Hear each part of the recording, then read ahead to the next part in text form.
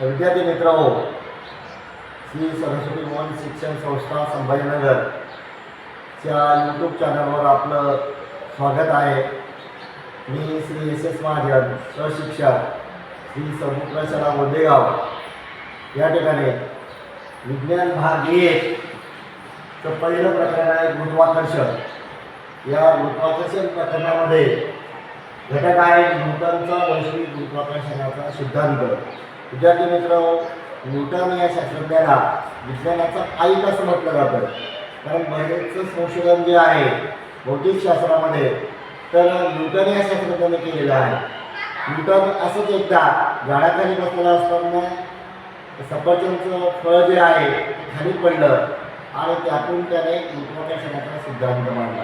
तर न्यूटनचा वैश्विक गुरुत्वाकर्षणाचा सिद्धांत काय सांगतो, तर दोन वस्तू आहेत, एक आहे M1, दुसरी आहे M2। हे ज्या दोन गोल आहेत त्या दोन गोलमध्ये जे गुरुत्वीय बल आहे ते F आहे असं आपण समजू आणि त्यामधील अंतर D आहे असं आपण समजू। असं जर आपण लक्षात घेतलं तर F हे M1 आणि M2च्या समप्रमाणात बदलते, तर अंतराच्या वर्गाच्या व्यस्त प्रमाणात बदलते।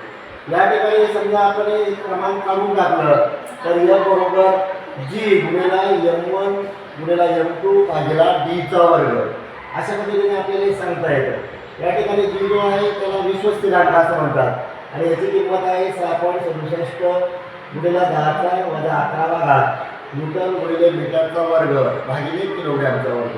तर जीचं जे काही SI युनिट आहे ते आहे न्यूटन इंटू मीटर स्क्वेअर पर किलोग्रॅम स्क्वेअर। तर अशा पद्धतीने आपल्याला न्यूटनचा वैश्विक गुरुत्वाकर्षणाचा सिद्धांत सांगता येतो। धन्यवाद।